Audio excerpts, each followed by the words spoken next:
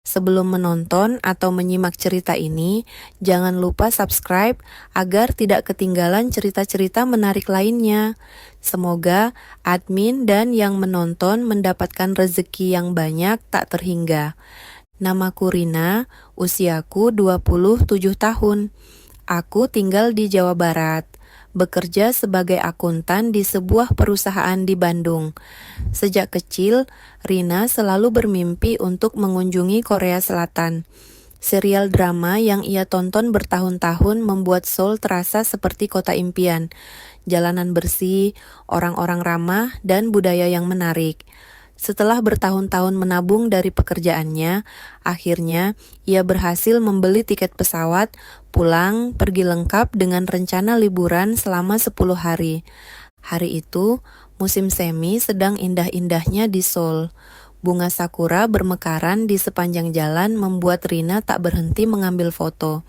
Ia mengenakan hijab berwarna pastel, berpadu dengan jaket krem biru muda. Penampilannya sederhana tapi tetap manis dan sopan.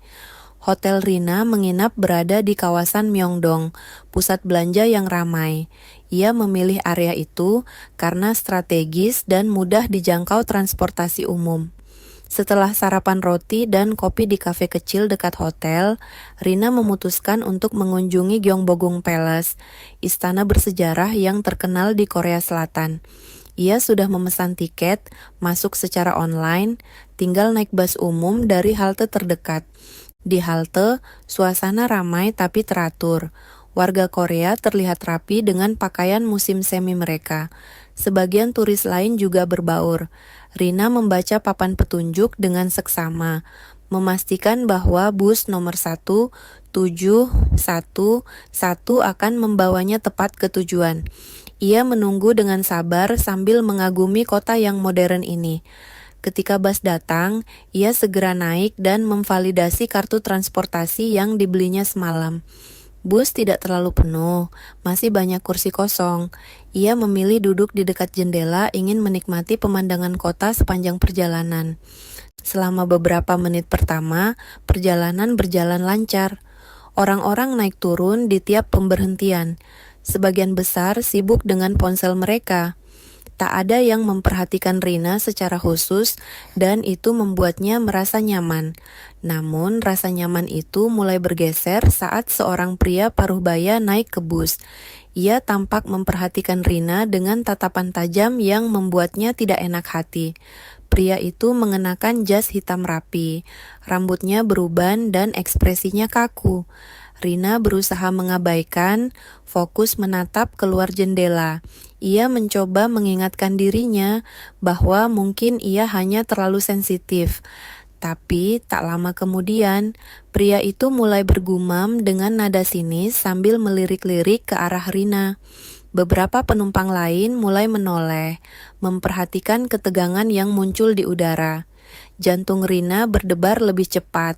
Ia merapatkan jaketnya, merasa seolah-olah menjadi pusat perhatian yang tidak diinginkan.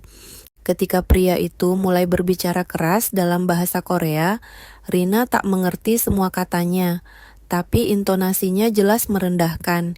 Ia menangkap kata hijab di sela-sela ucapannya. Seketika suasana bus berubah. Ada yang melihat Rina dengan pandangan kasihan, tapi ada juga yang mendukung sikap pria itu dengan anggukan kecil. Hawa panas merayap naik ke wajah Rina. Ia merasa asing, sendirian, dan dipermalukan tanpa tahu harus berbuat apa. Saat bus melaju, Rina hanya bisa duduk diam, berharap perjalanannya segera berakhir. Tapi takdir rupanya berkata lain. Kejadian yang lebih buruk masih menantinya. Bus terus melaju di jalanan Seoul yang sibuk, tapi perhatian Rina hanya tertuju pada pria paruh baya itu. Ketika bus berhenti di lampu merah, pria tersebut tiba-tiba berdiri dari kursinya. Dengan langkah berat, ia berjalan ke arah tempat Rina duduk. Jantung Rina berdebar keras. Ia menunduk, berharap pria itu hanya lewat, tapi harapannya pupus saat mendengar suara bentakan dalam bahasa Korea. Pria itu menunjuk ke arah hijab Rina, menggerutu dengan suara lantang. Dari kata-katanya yang terbata-bata, Rina bisa menebak pria itu menuntut agar ia melepas hijabnya. Rina membeku di tempat. Ia tidak bisa berbahasa Korea dengan lancar, hanya memahami beberapa kata sederhana. Tapi dalam situasi ini, bahasa tubuh pria itu sudah sangat jelas, penuh kebencian dan rasa tidak suka. Penumpang lain mulai memperhatikan. Ada yang menonton diam-diam, ada juga yang mengernyitkan dahi seolah merasa terganggu. Namun, tak satu pun bergerak untuk menghentikan pria itu. "Sorry, I don't understand," gumam Rina dengan suara pelan mencoba bertahan dalam bahasa Inggris. Pria itu justru semakin marah. Ia mengulangi kata-katanya kali ini dengan volume lebih tinggi. Ia menunjuk pintu keluar bus sambil berteriak seakan-akan mengusir Rina. Sopir bus yang semula fokus mengemudi akhirnya memperhatikan kegaduhan di dalam. Sopir itu menoleh ke kaca spion lalu berbicara cepat dalam bahasa Korea. Tampaknya menanyakan apa yang terjadi. Pria paruh baya itu menunjuk ke arah Rina sambil berkata-kata dengan nada tinggi membuat situasi makin panas. Beberapa orang ikut berkomentar memperparah suasana. Rina menggenggam tali tasnya, erat-erat merasa tubuhnya gemetar. Ia tidak pernah mengalami situasi seperti ini sepanjang hidupnya. Perasaan takut, malu, dan marah bercampur jadi satu. Ia mencoba menahan air mata yang mulai menggenang. Ketika bus berhenti di sebuah halte kecil, pria itu meraih tangan Rina dan menariknya kasar. Refleks, Rina menepisnya dan berdiri. Ia merasa tak punya pilihan selain menuruti daripada memperburuk keadaan. Sopir bus tanpa banyak bicara membuka pintu dan memberi isyarat agar Rina turun. Ia merasa seluruh mata di dalam bus memandanginya. Ada rasa malu yang menusuk. Ia berjalan keluar dengan langkah gemetar, turun ke trotoar tanpa tahu harus kemana. Begitu pintu bus menutup dan kendaraan itu berlalu, Rina berdiri terpaku di pinggir jalan. Angin musim semi yang biasanya menyejukkan kali ini terasa dingin dan menusuk. Ia masih berusaha mencerna apa yang baru saja terjadi. Ini bukan mimpi buruk, ini nyata. Di sekitarnya, beberapa orang yang lewat hanya melirik sekilas sebelum berlalu. Seolah pemandangan seorang turis muslim yang diusir dari bus bukan hal aneh. Rina merasa benar-benar sendirian di negara asing ini. Ia merogoh tasnya, mencari ponsel untuk membuka peta digital. Tapi jari-jarinya gemetar, sulit fokus. Ia merasa kehilangan arah, baik secara harfiah maupun emosional. Tak jauh dari sana, sebuah bangku taman kosong tampak mengundang. Rina melangkah ke sana, duduk perlahan sambil menarik napas panjang. Ia mencoba menenangkan diri, mencoba mengingatkan dirinya bahwa tidak semua orang Korea seperti pria tadi.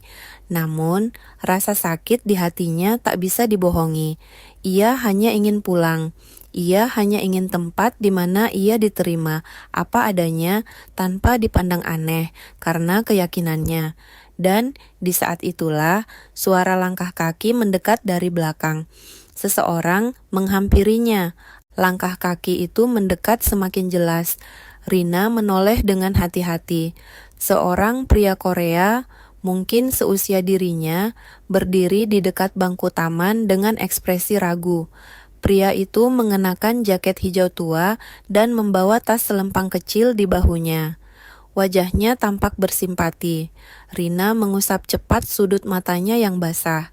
Ia mencoba tersenyum, walau hatinya masih terasa sakit. Pria itu berbicara dalam bahasa Korea yang lembut, namun Rina tidak mengerti sepenuhnya. Yang ia tangkap hanya nada perhatian yang tulus.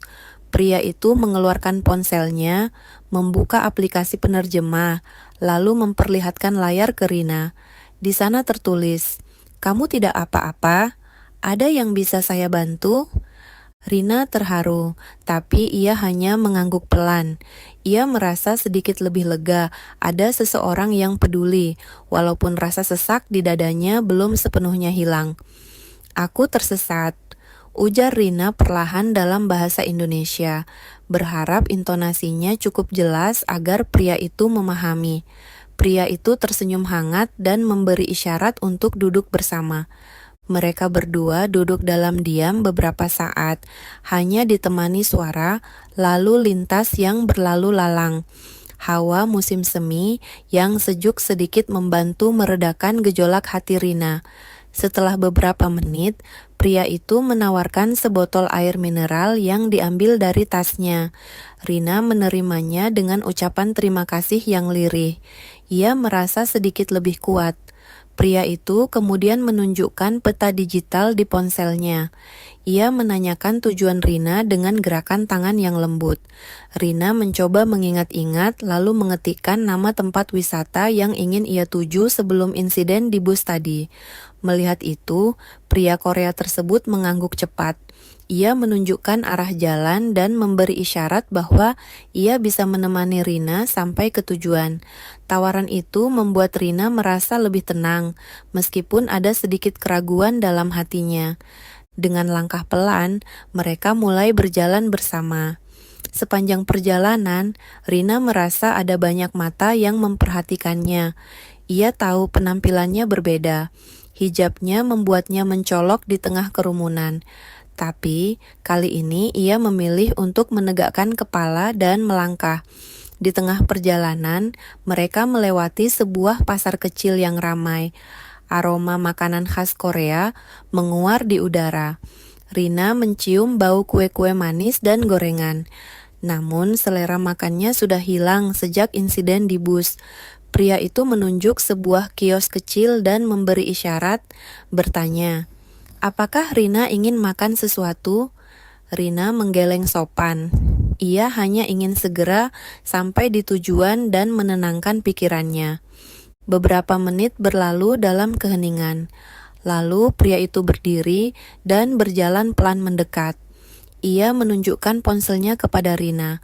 Di layar terlihat kalimat terjemahan. "Kalau mau, saya bisa menunjukkan tempat yang lebih tenang." Rina ragu sejenak, tapi melihat ketulusan pria itu, ia akhirnya mengangguk pelan. Mereka berjalan berdua menyusuri jalanan kecil di samping istana. Jalan itu jauh lebih sepi. Pepohonan rimbun menaungi mereka membuat suasana lebih teduh. Angin sore berhembus perlahan membawa harum bunga-bunga liar yang tumbuh di sepanjang sisi jalan. Pria itu membawa Rina ke sebuah taman kecil yang tersembunyi di balik tembok batu. Tidak banyak orang di sana.